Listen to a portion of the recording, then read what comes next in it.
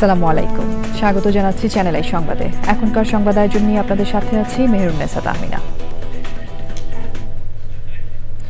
বিস্তারিত সংবাদের শুরুতে জানিয়ে দিচ্ছি ফ্রেশ আটা, ময়দা, সুজি সংবাদ শিরোনামগুলো। নারী ও কন্যা শিশুর প্রতি সহিংসতার প্রতিবাদে ঢাকা বিশ্ববিদ্যালয় সহ বিভিন্ন শিক্ষা প্রতিষ্ঠানে বিক্ষোভ সমাবেশ ও মানববন্ধন, দোষীদের সর্বোচ্চ শাস্তি দাবি।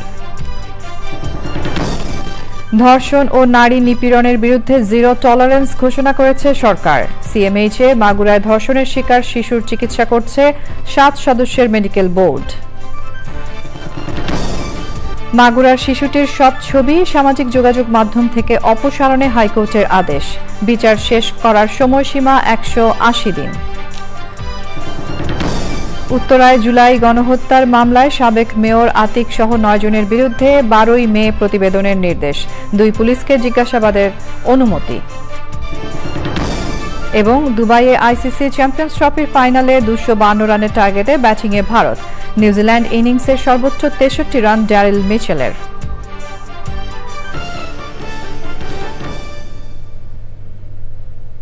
এছাড়াও নিটল তথা বিশেষ সংবাদে যা থাকছে।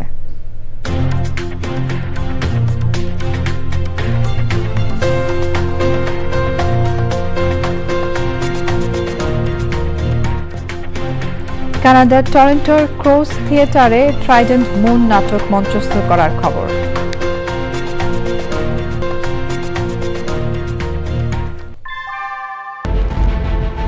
Primacy in build. German technology, Bangladesh's first Thermix rod. Salam Steel Thermax. সংবাদ শিরোনামগুলো জানাচ্ছিলাম। এখনকার এই সংবাদ আয়োজন একই সঙ্গে চ্যানেল আই এর ইউটিউব চ্যানেলে এবং চ্যানেল আই এর ওটিটি প্ল্যাটফর্ম আই স্ক্রিনে লাইভ স্ট্রিম হচ্ছে। এবার যাচ্ছে বিস্তারিত প্রসঙ্গে। মাগুরায় 8 বছরের শিশু সহ দেশের বিভিন্ন স্থানে ধর্ষণ, নারী নির্যাতন ও অপরাধমূলক কর্মকাণ্ডের প্রতিবাদে ঢাকা বিশ্ববিদ্যালয় সহ বিভিন্ন শিক্ষা প্রতিষ্ঠানে বিক্ষোভ সমাবেশ ও মানববন্ধন হয়েছে। বিক্ষোভে নারী, শিশু সহ সবার নিরাপত্তা নিশ্চিতের পাশাপাশি দ্রুততম সময়ের মধ্যে দোষীদের সর্বোচ্চ শাস্তির দাবি জানানো হয়। এ সময় তারা বলেন, আইন শৃঙ্খলা অবনতির বিষয়ে সরকার দায় এড়াতে পারে না।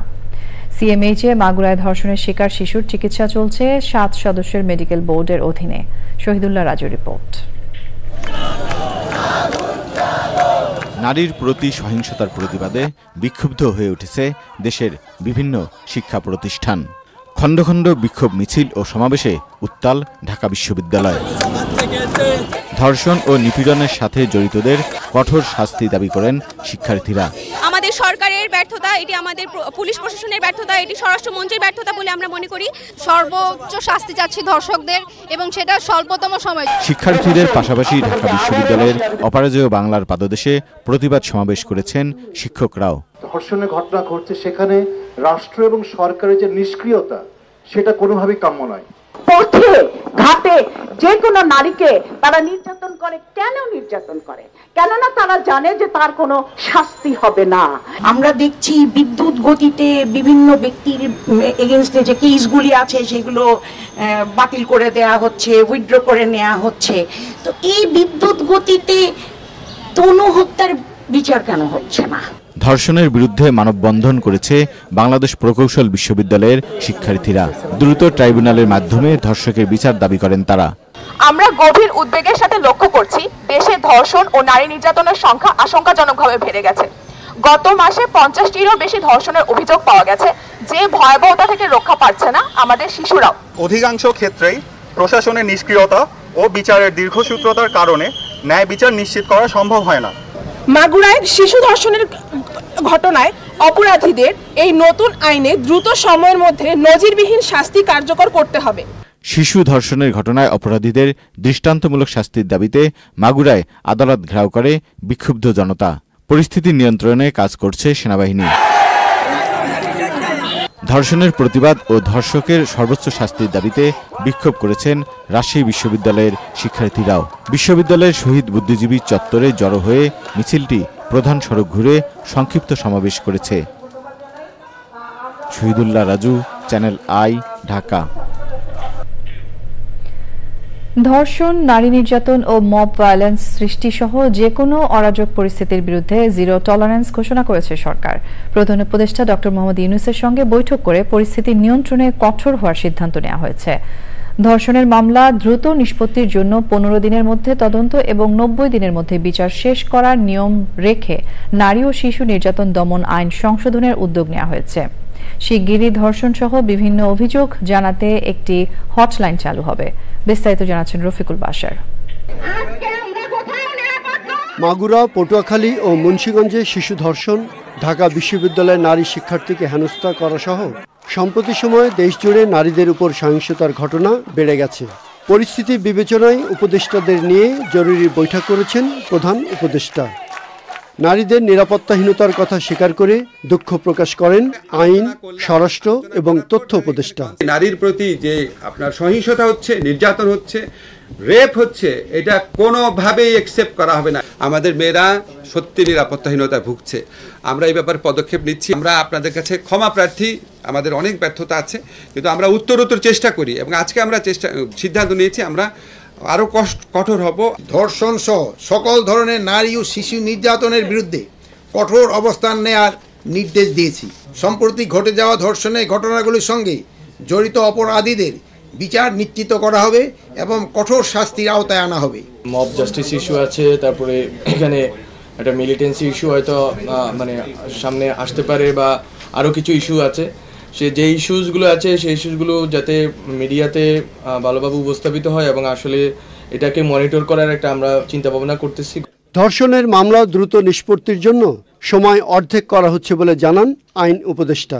নারীর প্রতি সহিংসতা বা নারীর প্রতি নির্যাতন, রেপের মতো কেসে তদন্তকারী অফিসার যাকে নির্দিষ্ট করা হয়েছে তাকেই তদন্ত কাজ সম্পন্ন করতে হবে নির্দিষ্ট সময়ের মধ্যে। ধর্ষণের মামলায় 90 দিনের মধ্যে বিচার করতে হবে। ধর্ষণের মামলা 15 দিনের মধ্যে তদন্ত কাজ শেষ করতে হবে এবং ধর্ষণের মামলা যদি 90 দিনের মধ্যে বিচার সম্পন্ন নাও হয়, এই অজুহাতে কাউকে জামিন দেওয়া যাবে না। তথ্য উপদেষ্টা জানান, যারা মব ভায়োলেন্স সৃষ্টি করছে তারা নজরদারিতে আছে।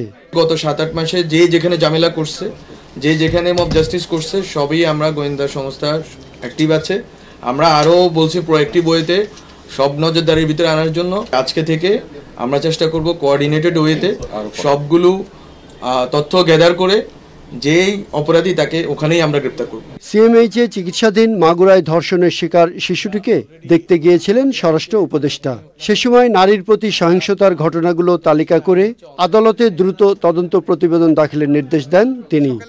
Rafiqul Bashar, channel I, Dhaka. মাগুরায় 8 বছরের শিশু ধর্ষণের ঘটনায় দায়ের করা মামলার বিচার 180 দিনের মধ্যে শেষ করার নির্দেশ দিয়েছেন হাইকোর্ট। ধর্ষণের শিকার শিশুটির সব ছবি 24 ঘন্টার মধ্যে সামাজিক যোগাযোগ মাধ্যম থেকে অপসারণের নির্দেশ দেওয়া হয়েছে। বিটিআরসিকে এই নির্দেশ বাস্তবায়ন করতে হবে।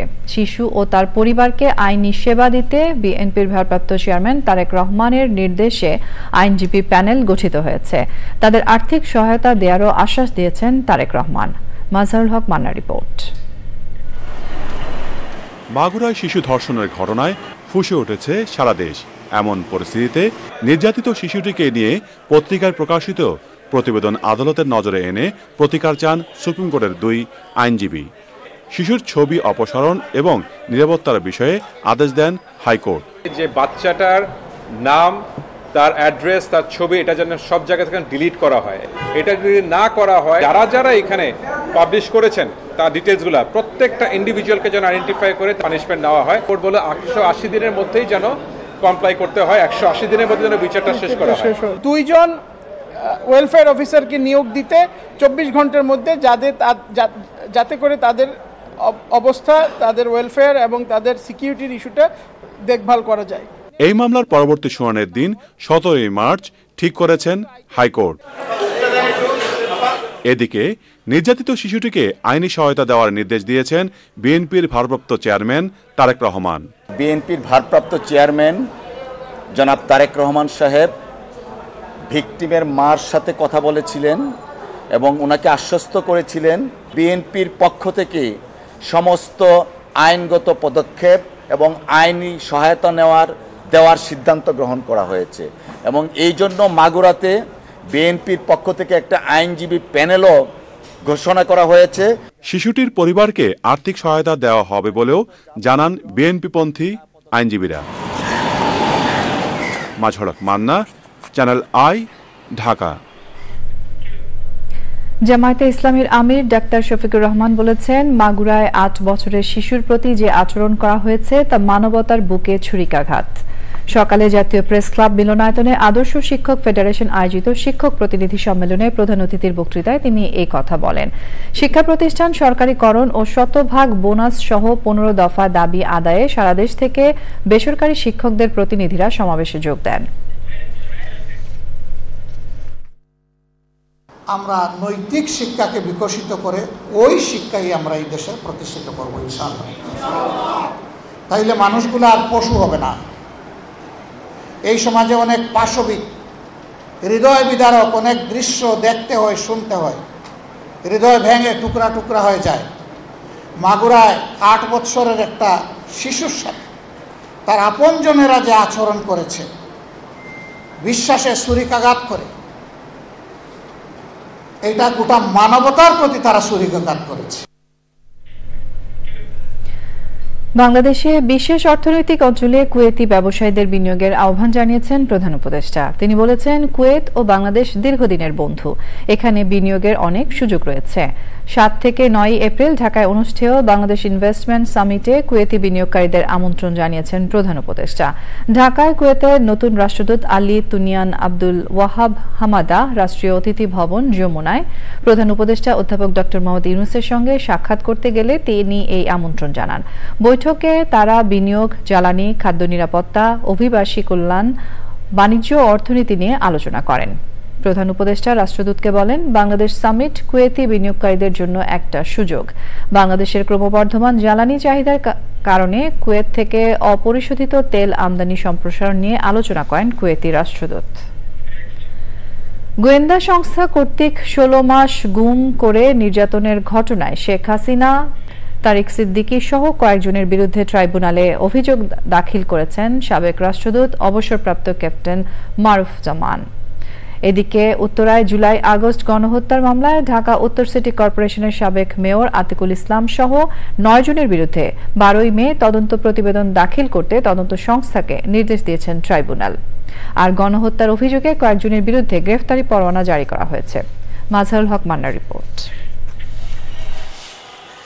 জুলাই-আগস্টে উত্তরা এলাকায় ২০০-এর বেশি ছাত্র জনতাকে হত্যার ঘটনায় সম্পৃক্ত থাকার অভিযোগে করা মামলায় ঢাকা উত্তর সিটি কর্পোরেশনের সাবেক মেয়র আতিকুল ইসলাম, আওয়ামী লীগের শিক্ষা বিষয়ক সম্পাদক শাহিনুর মিয়া, উত্তরা পশ্চিম থানা আওয়ামী লীগের সভাপতি মনোয়ার আলম চৌধুরী সহ ৯ জনকে আন্তর্জাতিক অপরাধ ট্রাইব্যুনালে হাজির করা হয়। অন্য আসামিরা হলেন গাজীপুর মহানগর আওয়ামী লীগের সাংগঠনিক সম্পাদক আব্দুল্লাহ আল মামুন মণ্ডল, উত্তরা ৬ নম্বর সেক্টর আওয়ামী লীগের সভাপতি বশির উদ্দিন, মহানগর উত্তরের ১ নম্বর ওয়ার্ড যুবলীগের সভাপতি দেলোয়ার হোসেন রুবেল, ওসি মুজিবুর রহমান, কনস্টেবল হোসেন আলী, এসিডিবির জাবেদ ইকবাল এবং ওমর আলী। প্রসিকিউশন আদালতকে বলেন, এই মামলায় ১২ আসামির মধ্যে ৩ জন পলাতক আছেন। শুনানি শেষে আদেশ দেন ট্রাইব্যুনাল। ২ মাসের তদন্ত রিপোর্ট দাখিলের জন্য সময় বৃদ্ধি করার আবেদন জানিয়েছি। আদালত সেটা মঞ্জুর করে ১২ই মে পরবর্তী তারিখ নির্ধারণ করেছেন। একই দিনে গুমের ঘটনায় দাখিল করা অভিযোগ নিয়ে কথা বলেন সাবেক রাষ্ট্রদূত। কুখ্যাত আয়নাঘর কিংবা যেটা বলেন টিএফআই, তাদের লোক আমাকে অস্ত্রের মুখে তাই টেনে নিয়ে যায়। আমাকে যে অমানসিক অত্যাচার করত, শেখ হাসিনা ছিল, তারেক সিদ্দিক ছিল, আমি চাই সৎ বিচার। এদিকে প্রসিকিউশনের আরেক আবেদনের পরিপ্রেক্ষিতে পুলিশের সাবেক এসিডিবি জাবেদ ইকবালকে ১৮ই মার্চ এবং ওসি মুজিবুর রহমানকে ১৬ই মার্চ জিজ্ঞাসাবাদ করতে তদন্ত সংস্থাকে অনুমতি দিয়েছে আদালত। মাজহড়ক মান্না, চ্যানেল আই, ঢাকা। কর্মবিরতি প্রত্যাহার করে কাজে ফিরেছেন পুঁজিবাজার নিয়ন্ত্রক সংস্থা Bangladesh securities and exchange commission বিএসইসির কর্মকর্তা কর্মচারীরা। ওদিকে বিএসইসির চেয়ারম্যান ও কমিশনারদের সঙ্গে বৈঠক করে তাদের সাথে একাত্মতা পোষণ করেছে ঢাকা ও চট্টগ্রাম স্টক এক্সচেঞ্জ সহ পুঁজিবাজার সংশ্লিষ্ট কিছু প্রতিষ্ঠান। পরাগ আজিমের রিপোর্ট। গত বুধবার বিএসইসির নির্বাহী পরিচালক সাইফুর রহমানের বাধ্যতামূলক অবসরকে কেন্দ্র করে বিএসইসির কর্মকর্তা কর্মচারীরা তাদের আরও কিছু দাবি নিয়ে চেয়ারম্যান ও কমিশনারদের অবরুদ্ধ করেন। পরে সেনাবাহিনীর পাহারায় অফিস ত্যাগ করেন তারা। পরদিনও কর্মবিরতি পালন করেন কর্মকর্তা কর্মচারীরা। ওই ঘটনায় কয়েকজনের বিরুদ্ধে মামলা হয়েছে। রোববার অবশ্য কাজে যোগ দিয়েছেন বেশিরভাগ কর্মকর্তা কর্মচারী। এরই মধ্যে বিএসইসির চেয়ারম্যান ও কমিশনারদের সাথে বৈঠক করতে সকাল 11টার দিকে বিএসইসিতে যান পুঁজিবাজার সংশ্লিষ্ট বিভিন্ন প্রতিষ্ঠানের কর্তা ব্যক্তিরা। বৈঠকের পর তারা কথা বলেন সাংবাদিকদের সাথে। সকল অংশীজনরা আজ আমরা এখানে উপস্থিত হয়েছিলাম বিসেক কমিশনের সাথে আমাদের একত্রতা ঘোষণা করার জন্য এবং এই সংকট পরিস্থিতিতে কিভাবে বাজারের আস্থা ধরে রাখা যায় আলোচনা করার জন্য। বিগত বছরগুলোতে যে অনিয়ম হয়েছে, দুর্নীতি হয়েছে, তার বিশদ তদন্ত এবং সংশ্লিষ্ট ব্যক্তিদের বিচারের আওতায় নিয়ে আসা অত্যন্ত গুরুত্বপূর্ণ। যে কোনো নৈরাজ্য আইনিভাবে মোকাবেলার পরামর্শ দিয়েছেন তারা। আমরা দাবি জানিয়েছি নির্দোষ কাউকে যেন সাজা দেওয়া না হয় এবং কমিশনের ভিতরে এমন ভয়ভীতি যেন তৈরি না হয়। তারা যে কর্মবিরতিতে ফিরে এসেছেন তাদেরকে ধন্যবাদ জানাতে চাই। তারা যেন কাজটা চালু রাখেন এবং কমিশন ধীরে ধীরে সকল ভয়ভীতি কাটিয়ে কর্মচারীদের সাথে একাত্ম হয়ে যেন কাজ করেন। তবে এসব বিষয় নিয়ে বিএসইসির ঊর্ধ্বতন কর্মকর্তারা কথা বলতে রাজি হননি। সবাইকে ধন্যবাদ। পরাগ আজিম, চ্যানেল আই, ঢাকা। মাদারীপুরে ড্রেজার ব্যবসার জেরে 3 ভাইকে কুপিয়ে হত্যার ঘটনায় 49 জনের নামে মামলা হয়েছে। সকালে সদর মডেল থানায় মামলাটি করেন নিহত সাইফুল সর্দারের মা সুফিয়া বেগম। এই ঘটনায় 3 জনকে গ্রেফতার করেছে পুলিশ।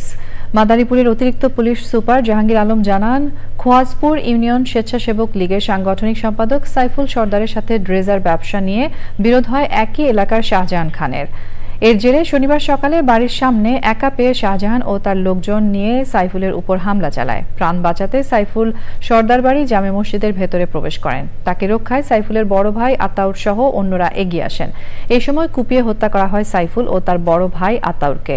পরে ঢাকা মেডিকেল কলেজ হাসপাতালে চিকিৎসাধীন অবস্থায় মারা যান সাইফুলের চাচাতো ভাই পলাশ সর্দার।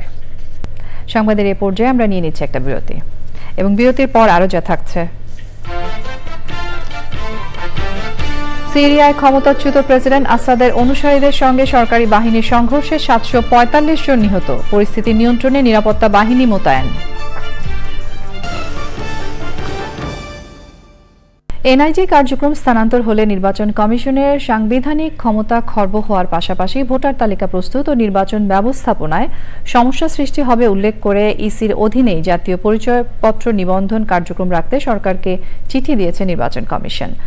নির্বাচন কমিশনের সিনিয়র সচিব আখতার আহমেদের সই করা চিঠিটি মন্ত্রিপরিষদ বিভাগে পাঠানো হয়েছে। সম্প্রতি এনআইডি কার্যক্রম প্রস্তাবিত সিভিল রেজিস্ট্রেশন কমিশনের অধীনে নেয়ার জন্য আলোচনা চলছে। এই উদ্যোগের বিরোধিতা করে আন্দোলন করছে নির্বাচন কমিশনের কর্মকর্তা কর্মচারীরা। ন্যাশনাল পিপলস পার্টি এনপিপির আম প্রতীক নিয়ে দুপক্ষের শুনানি শেষ হয়েছে। সকালে নির্বাচন ভবনে ইসির সঙ্গে আম প্রতীক চেয়ে শুনানিতে অংশ নেন মোহাম্মদ ফরিদুজ্জামানের নেতৃত্বে একাংশের নেতারা। এ বিষয়ে পরে সিদ্ধান্ত জানাবে ইসি। তবে প্রতীক বরাদ্দ পাওয়ার ব্যাপারে আশাবাদী দলটির একাংশের সভাপতি ফরিদুজ্জামান। জাতীয় পার্টির সাবেক নেতা শওকত হোসেন নীলুর আবেদনের ভিত্তিতে 2008 সালে আম প্রতীকে দলটিকে নিবন্ধন দেয় কমিশন। 2014 সালের 16 আগস্ট দলীয় শৃঙ্খলা ভঙ্গের অভিযোগে তৎকালীন মহাসচিব ফরিদুজ্জামান ফরহাদকে মহাসচিব পদ থেকে বহিষ্কার করে দলটি। পরে একই নামে দলের নিবন্ধন ও প্রতীক চান তিনি। সিরিয়ায় ক্ষমতাচ্যুত প্রেসিডেন্ট বাশার আল আসাদের অনুসারীদের সঙ্গে সরকারি বাহিনীর সংঘর্ষে 3 দিনে কমপক্ষে 745 জন নিহত হয়েছেন। ব্রিটেন ভিত্তিক Syrian observatory for human rights SOHR জানিয়েছে, শুক্র ও শনিবার সংঘর্ষে বহু মানুষ হতাহত হয়। বৃহস্পতিবার শুরু হয় তীব্র সংঘর্ষ, যা গত ডিসেম্বরে বাশার আল আসাদ ক্ষমতাচ্যুত হওয়ার পর থেকে দেখা যায়নি। সিরিয়ার সংবাদ সংস্থা সানা জানায়, লাতাকিয়ায় উপকূলীয় শহরের জাতীয় হাসপাতালে আসাদ অনুগতদের একটি হামলা প্রতিহত করেছে নিরাপত্তা বাহিনী। পরিস্থিতি নিয়ন্ত্রণে লাতাকিয়া, জাবলে ও বানিয়াস শহরে নিরাপত্তা বাহিনীর বাড়তি সদস্য মোতায়েন করা হয়েছে। এবারে রয়েছে আইস্ক্রিন সাংস্কৃতিক সংবাদ।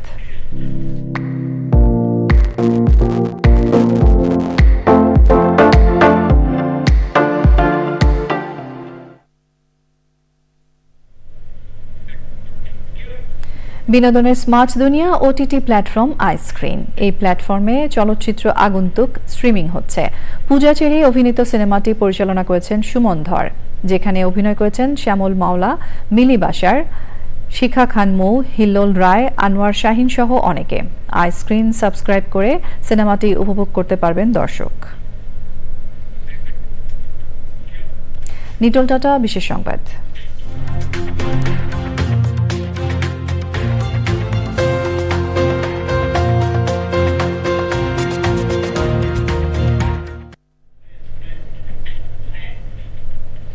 কানাডার টরন্টোর ক্রোস থিয়েটারে মঞ্চস্থ হয়েছে ট্রাইডেন্ট মুন নাটকের উদ্বোধনী শো। নাটকটি রচনা করেছেন নাট্যকার অনুশ্রী রায় এবং নির্দেশনা দিয়েছেন নিনা লি অ্যাকুইনো। কানাডার মূলধারার এই নাটকের একটি বিশেষ চরিত্রে অভিনয় করে দর্শকের দৃষ্টি কেড়েছেন বাংলাদেশের গুণী শিল্পী আফরোজা বানু।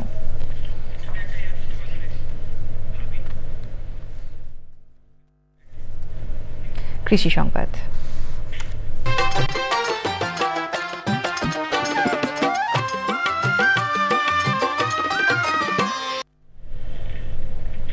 কুড়িগ্রামে তিস্তার চরে স্ট্রবেরি চাষ করে বিপাকে পড়েছেন অ্যাসেট অ্যাগ্রো নামের একটি প্রতিষ্ঠানের 2 উদ্যোক্তা। লাভের আশায় 12 একর জমিতে 1.5 কোটি টাকা বিনিয়োগ করে ফলন বিপর্যয়ে পুঁজি হারিয়ে চরম দুশ্চিন্তায় দিন পার করছেন তারা।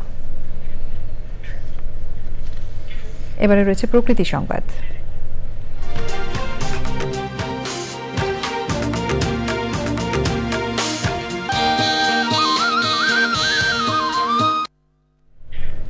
চাঁদপুরে অবৈধ ইট ভাটা বন্ধে অভিযানে নেমেছে জেলা প্রশাসন ও পরিবেশ অধিদপ্তর। অভিযানের শুরুতে ফরিদগঞ্জ উপজেলা টুবকি এলাকায় টুবকি ব্রিক্স ভেঙে গুড়িয়ে দেওয়া হয়েছে। চাঁদপুর জেলা প্রশাসকের কার্যালয়ের নির্বাহী ম্যাজিস্ট্রেট মোহাম্মদ জাকারিয়া হোসেনের উপজেলায় গাজীপুর এলাকার বিভিন্ন ইট ভাটায় অভিযান চালায় প্রশাসন। তিনি জানান, জেলায় 91টি ইট ভাটার মধ্যে 41টি অবৈধ। পর্যায়ক্রমে সবগুলো ইট ভাটা ভেঙে গুড়িয়ে দেওয়া হবে বলে জানান নির্বাহী ম্যাজিস্ট্রেট মোহাম্মদ জাকারিয়া হোসেন। অভিযানে জেলা পরিবেশ অধিদপ্তরের উপপরিচালক মোহাম্মদ মিজানুর রহমান, সেনাবাহিনী, পুলিশ ও ফায়ার সার্ভিস অংশ নেয়। পূবালী ব্যাংক বাণিজ্য সংবাদ।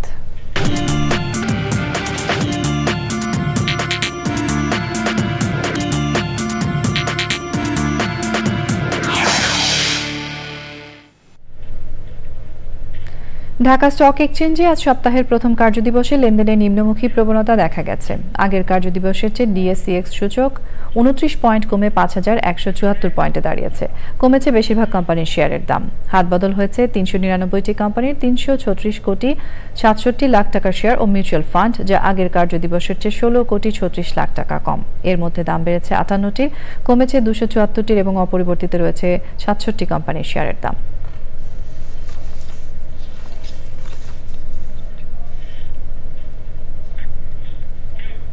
সংবাদের এ পর্যায়ে আমরা নিয়ে নিচ্ছি আরও একটা বিরতি, এবং বিরতির পর খেলার খবরে যা থাকছে।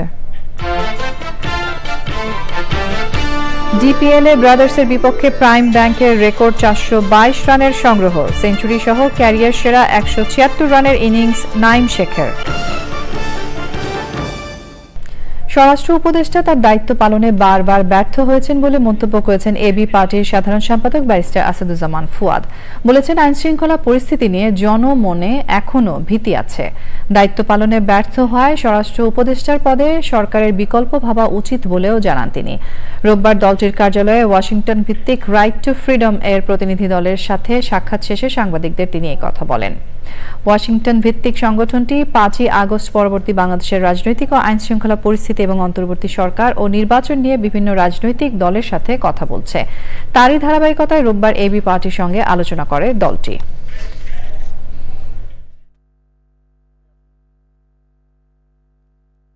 স্বরাষ্ট্র উপদেষ্টা ব্যক্তি মানুষ খারাপ না এবং তার আন্তরিকতার অভাব আছে, এটা আমরা বোধ করি না, কিন্তু দায়িত্ব পালন করতে তিনি বারবার ব্যর্থ হয়েছেন। এই রকম জায়গাতে স্বরাষ্ট্র উপদেষ্টা যেহেতু ফেল করছেন, তার উপরে জনগণের আস্থা কমে যাচ্ছে। অন্তর্বর্তীকালীন সরকারকে বিকল্প ভাবা দরকার যে অন্য কাউকে দিয়ে দায়িত্ব পালন করলে জনমনে স্বস্তি ফিরে আসবে কিনা, এটা আমরা বোধ করছি। ঈদ উল ফিতর উপলক্ষে পদ্মা সেতুতে যানবাহনের সর্বোচ্চ গতিবেগ 60 কিলোমিটার থেকে বাড়িয়ে 80 কিলোমিটার করার সিদ্ধান্ত হয়েছে।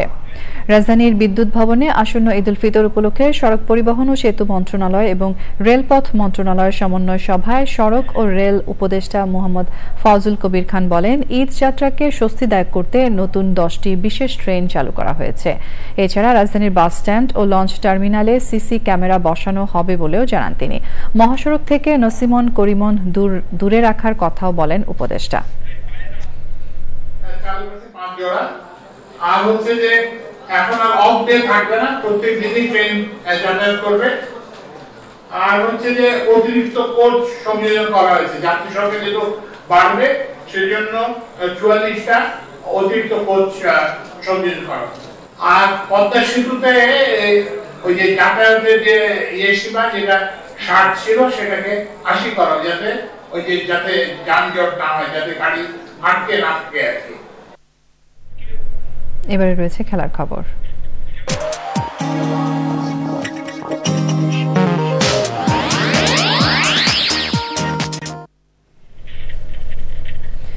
ঢাকা প্রিমিয়ার লিগের রেকর্ড ম্যাচে জয় পেয়েছে প্রাইম ব্যাংক ক্রিকেট ক্লাব। জয়ের ধারা অব্যাহত রেখেছে ঐতিহ্যবাহী দুই ক্লাব আবাহনী ও মোহামেডান স্পোর্টিং ক্লাব। মিরপুরের হোম অফ ক্রিকেটে ব্রাদার্স ইউনিয়নের বিপক্ষে 173 রানের বিশাল জয় পেয়েছে প্রাইম ব্যাংক। আগে ব্যাট করে 8 উইকেটে 422 রান তোলে প্রাইম ব্যাংক, যা প্রাইম ব্যাংকের ইতিহাসে এখন পর্যন্ত সর্বোচ্চ সংগ্রহ। এর আগে 2018 সালে আবাহনীর 393 রান ছিল সর্বোচ্চ। এদিন ডাবল সেঞ্চুরি করা না হলেও ক্যারিয়ার সেরা ইনিংস খেলেন নাইম শেখ, করেছেন 176 রান, আর সাব্বির হোসেনের ব্যাট থেকে আসে 73 রান। জবাবে 249 রান তুলতে অল আউট হয় ব্রাদার্স। সংবাদ শেষ করব ফ্রেশ আটা ময়দা সুজি সংবাদ শিরোনামগুলো আরও একবার জানিয়ে দিয়ে। নারী ও কন্যা শিশুর প্রতি সহিংসতার প্রতিবাদে ঢাকা বিশ্ববিদ্যালয় সহ বিভিন্ন শিক্ষা প্রতিষ্ঠানে বিক্ষোভ সমাবেশ ও মানববন্ধন। দোষীদের সর্বোচ্চ শাস্তি দাবি। ধর্ষণ ও নারী নিপীড়নের বিরুদ্ধে জিরো টলারেন্স ঘোষণা করেছে সরকার। সিএমএইচে মাগুরায় ধর্ষণের শিকার শিশুর চিকিৎসা করছে 7 সদস্যের মেডিকেল বোর্ড। মাগুরার শিশুটির সব ছবি সামাজিক যোগাযোগ মাধ্যম থেকে অপসারণে হাইকোর্টের আদেশ। বিচার শেষ করার সময়সীমা 180 দিন। উত্তরায় জুলাই গণহত্যার মামলায় সাবেক মেয়র আতিক সহ 9 জনের বিরুদ্ধে 12 মে প্রতিবেদনের নির্দেশ। 2 পুলিশকে জিজ্ঞাসাবাদের অনুমতি। এবং দুবাইয়ে আইসিসি চ্যাম্পিয়ন্স ট্রফির ফাইনালে 252 রানের টার্গেটে ব্যাটিংয়ে ভারত। নিউজিল্যান্ড ইনিংসে সর্বোচ্চ 63 রান ড্যারিল মিচেলের।